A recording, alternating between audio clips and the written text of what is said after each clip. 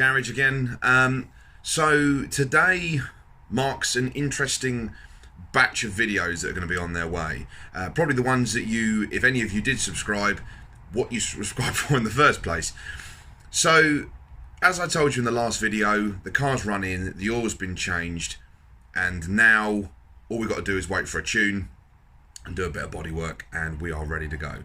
So today I'm going to sort of throw straight in the deep end. What I'm going to do is first off show you the car, because I'm sure there's been a lot of question as to where the car's headed, what the car's looking like at the moment, and I'm going to explain what I'm actually doing today as well.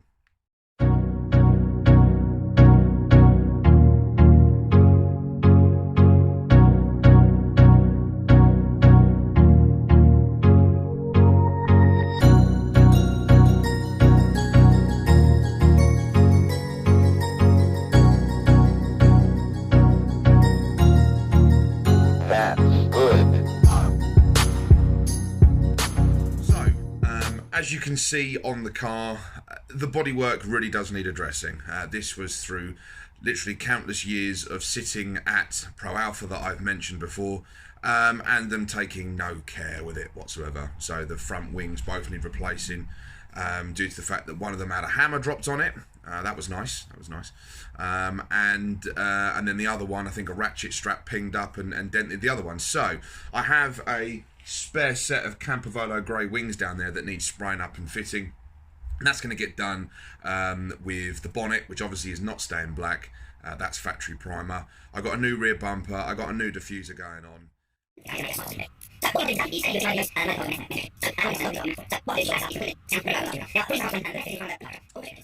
So what we are doing today is, if any of you had seen my earlier videos, you'll know that the car has got meth on it. Meth injection. So at the moment the meth's not turned on because it's not been mapped for it. So what I've got to do is ensure that that meth setup is completely sound and ready to go for when we start tuning the car. Now, for reasons I can't explain, the meth fittings, which run under pretty high pressure, are all push fit connections. Trouble is, push fit connections really can be a sod. So what ends up happening is sometimes some push fit connections can be very reliable, other ones literally no chance at all. And to be fair with you, the one that I'm having the most amount of difficulty with is the most essential one, as sod's law would have it. So it's the one that is plumbing straight into the main boost pipe that goes to the inlet manifold via the throttle body. So that is the one the injector is actually mounted into, and for reasons I can't explain, I just cannot get this cable to stay in there. It works, but you just go to pull it and it just comes straight out without any trouble whatsoever. So obviously once you start injecting meth at a high pressure, that is going to blow that clean out, and I'm going to have no way of knowing that until all of a sudden there is a problem with the car. So what I was advised to do is to actually change the type of connection from a push fit to a compression fit. So as you can see, this is where I've taken a few bits off, I might add. As you can see, this is where the meth connector is, and this is your little push fit connection at the top. What a POS that is. Right, so what I have done is changed it to this compression fit. So obviously this now screws to the top, and this now keeps this nice and tight, and that is not coming out. So I've got to get this boost pipe out. So I've taken off the fasteners down here, undone the screws, taken the boost sensor off, and that is going to get heave-hoed out, and hopefully get that put in. So yeah, okay, so boost pipe out. Need to probably address those wires underneath, but yeah, so boost pipe is out, and I have managed to obviously have this here. Now I have wrapped it in plumber's PTFE tape. Probably not required, but I think it's just good practice. You know the old saying, don't be silly, wrap your push fit connection with a 1/8 NPT thread. What else is on the agenda today? So I have got to play around with my boost controller. So I fitted my boost controller, and I was under the impression that realistically it would just rely on spring pressure, and that the car would just boost to spring pressure and that would be fine. Trouble is, the car obviously wants to boost that bit further, so I now need to use the boost controller to keep the car safe. As I said, the car's been mapped to 1.6 bar fueling accordingly, and the car is trying to spike much higher than that. So need to use the boost controller to help bring that down and manage it. Don't want to detonate the car before we've even finished tuning it. Third thing on the agenda is you will notice from the walk around video that I have a good old-fashioned quick release on the front bumper to the front wing. Now, some people like the idea of it, some people really hate it.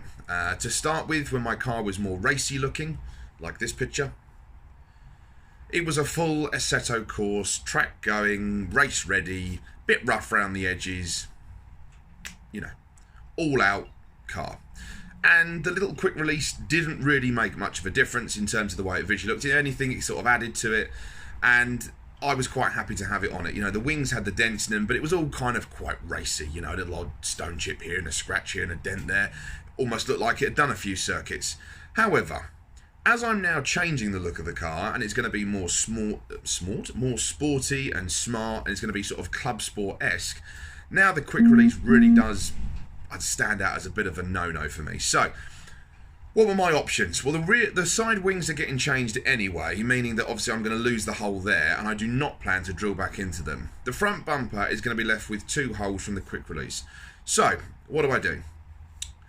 The benefit of having a quick release on the front bumper for me, of course, is that if I need to do any tweaking, any tinkering, anything like that, or even cleaning, I quite like to obviously, you know, check on my connections for things like boost pipes on the intercooler, etc, etc. You know, it's very easy to get to the front bumper if you have the quick release and just use a couple of other little fasteners. So I didn't really want to smooth the holes over and then later down the line just think, well, I've got another put a quick release on. So what I've done is I've opted for a push button quick release, far smarter, far more slick, and doesn't have any little elastic bandy thingies to tie you back into the front wing. So at the moment, I'm not going to use the pin to actually go behind it, so it's going to just be a visual thing. But as far as I'm concerned, it is quite sleek, it's a little bit slick, and when everything else is done, I will have a bracket made to actually take advantage of that quick release, because I do like the way that those buttons work. So what we need to do is actually bore out that hole and fit the push button quick release as well. And I think that pretty much rounds it off for the day. So 3 jobs, but you know, when all these little jobs come together, you think, oh, that'll have me sorted for about an hour. I can guarantee I'll probably still be here at about 4 o'clock doing something. I'll have tripped over something, banged my head, I've taken a trip down the A&E. That's pretty much how it goes in my game.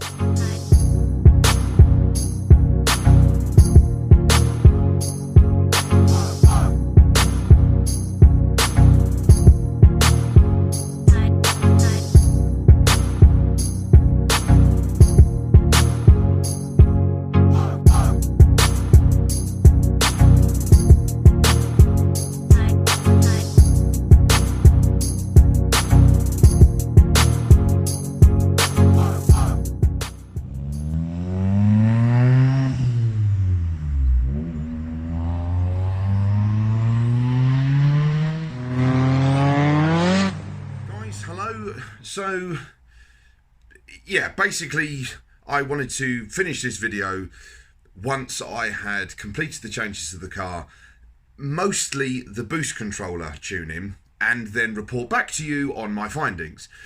So, you will see from the video coming up what the effect of actually turning my boost controller on had on the car.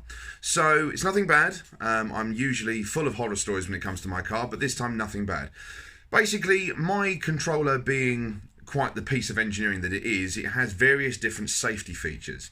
That includes AFR and boost cut. So if it reads an AFR that is undesirable that I predetermine, it will cut back to spring pressure, and if it all of a sudden tries to boost more than a level that I require it to, it will cut back to spring pressure as well. So here lies my dilemma. I set this up, and the car, with a bit of testing, I found was aggressively hitting the boost cut. So, as it transpired, basically what had happened was that the spring setup that was put in the wastegate was for, in my eyes, 1.7 bar of boost. That was checked as well. So the spring setup was for 1.7 bar of boost. I figured I was going to run 1.8 bar of boost. That wouldn't be a problem. We'd run a bit of gain, so therefore a little bit of a higher percentage on the duty cycle on the boost controller, and that would give me the extra 0.1 of a bar. and we'd be good to go. What I didn't realise is that the 1.7 bar spring setup was 1.7 bar as a spring pressure. So the car wouldn't make... The car was all over the shop, and what I was actually experiencing was the turbo building positive pressure, not actually really boosting. Then, as you will see in this video, once the wastegate opened, all hell broke loose.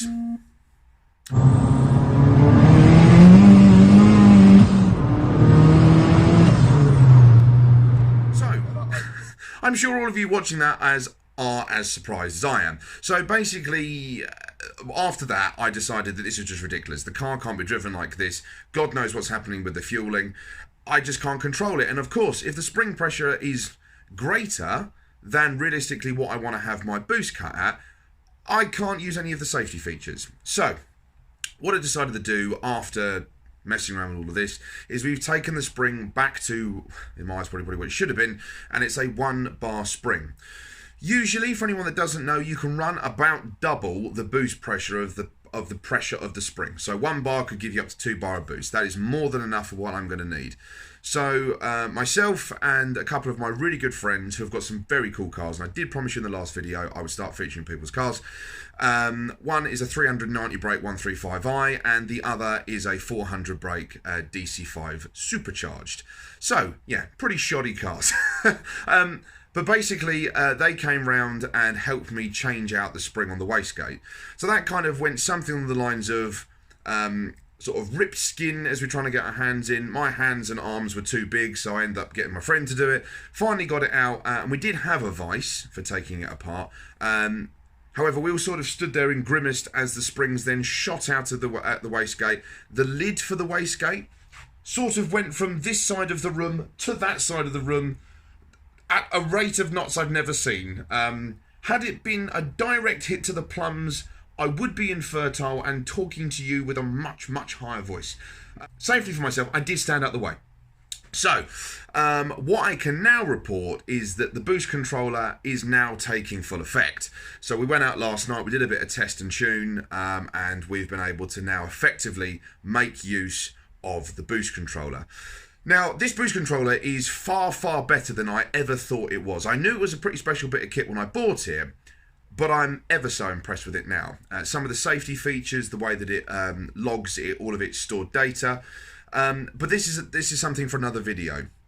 So what I'm going to do is I'm going to leave it there, and I'm going to ask you to subscribe, to like, to comment, and to really just tell all your mates, because there's some really, really cool videos coming, mostly on my car, but again, on some really cool cars that my friends have got.